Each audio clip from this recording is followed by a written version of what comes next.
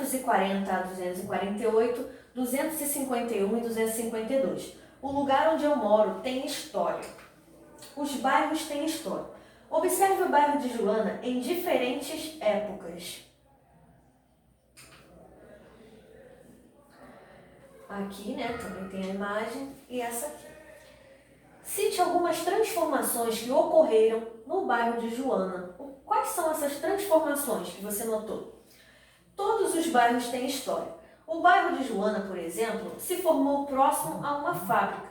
Os primeiros moradores eram empregados da fábrica e construíram suas casas nos arredores. Aos poucos foram surgindo outras construções, como escolas, hospitais e mercados. Ao longo do tempo, o bairro foi crescendo mais e ganhou asfalto nas ruas, iluminação elétrica, entre outras melhorias. Bom, a história do meu bairro. O que você sabe sobre a história do seu bairro?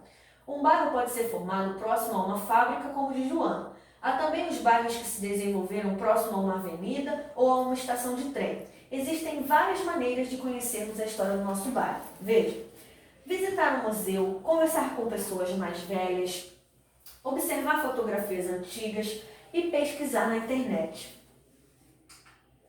Atividade. Realize uma pesquisa sobre a história do seu bairro. Siga as orientações abaixo.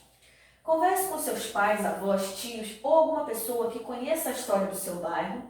B. Peça a um adulto que pesquise o tema com você na internet. C. Procure fotografias antigas do seu bairro e, se possível, visite alguma construção antiga da região que chame sua atenção.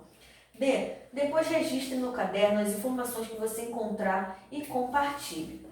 Tá? Então você vai fazer essa aqui no seu caderno de história. Com base na sua pesquisa, desenhe como você imagina que era seu bairro quando ele surgiu.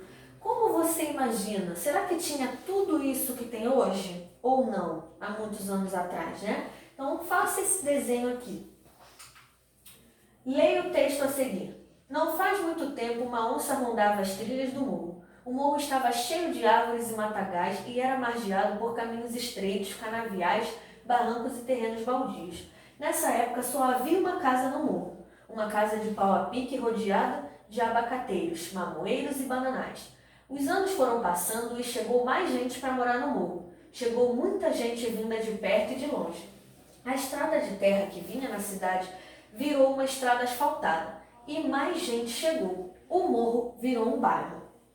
A. Numere os quadrinhos das ilustrações de acordo com a sequência correta dos acontecimentos. O que aconteceu primeiro, né? Então você vai colocar na ordem. B. De acordo com o texto e com as imagens, que elementos foram necessários para que o morro se transformasse em um bairro? Converse com os seus colegas. Os bairros no passado. Muitos elementos que vemos nos dias atuais nos bairros não existiam no passado. A energia elétrica, por exemplo, só chegou ao Brasil por volta de 1900. Antes disso, as ruas não tinham iluminação ou eram iluminadas com lampiões. A maioria dos bairros também não possuíam serviço de água encanada. Os moradores geralmente retiravam água de poços ou de chafarizes públicos. Porém, nessa época já existiam nos bairros alguns locais para lazer, como praças, parques, teatros, quadras de esportes e bibliotecas. Observe a fotografia abaixo que retrata um bairro da cidade de São Paulo em 1910, né? Bem antigo, ó. Construções residenciais, estabelecimentos comerciais. A rua era com paralelepípedo, tinha vendedores ambulantes, né, nas ruas, trilhos para os bondes, cocheiros, né, que são essas carroças aqui. 1. Observe a imagem. O que mais chamou sua atenção nesse bairro? Para responder oralmente. O cotidiano de um bairro no passado. Cerca de 100 anos atrás, o dia a dia dos bairros era bastante diferente da atualidade. Observe algumas situações a seguir, né? Os automóveis eram raros e bastante caros. Muitas pessoas dependiam dos serviços dos cocheiros para se locomover pelos bairros, né? As ruas eram de terra ou de pedra, chamadas paralelepípedos, né? 2. Compare o cotidiano de um bairro no passado com o cotidiano de um bairro que atualmente você frequente. É possível notar alguma diferença? É para responder oralmente. 1. Leia o relato a seguir sobre o bairro Higienópolis, na cidade de São Paulo. Em 1900, começaram a circular os bondes movidos a eletricidade e várias ruas foram abertas. Em 1902, a Rua Sergipe foi a primeira a ser calçada com paralelepípedos. Nessa época não havia comércio em Higienópolis, sendo um bairro residencial. Os poucos comerciantes que havia vendiam seus produtos em carroças. Os moradores utilizavam como áreas de lazer o Parque Higienópolis e a Praça Piauí, onde se reuniam para conversar e brincar. Como era o transporte no bairro Higienópolis em 1900? Ônibus, carros ou bondes elétricos? B. Em 1902, a Rua Sergipe era asfaltada, calçada com paralelepípedos ou era de terra? C. Quais eram os locais de lazer do bairro Higienópolis nessa época? D. Desenhe o bairro Higienópolis conforme descrito no texto. Você vai imaginar, né, como ele foi descrito lá no texto, você vai imaginar e vai desenhar. No seu bairro existem locais de lazer?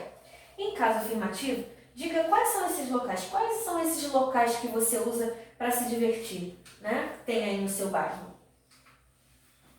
1. Marque com X os serviços públicos que podem ser encontrados no bairro onde você mora.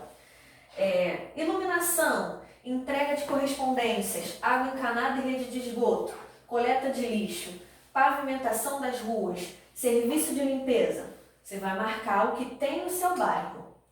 2. Complete as frases com as palavras que correspondem aos desenhos, depois complete a cruzadinha. Alguns bairros se formaram perto de uma... Você vai escrever aqui, né, o nome do desenho e lá também na letra A.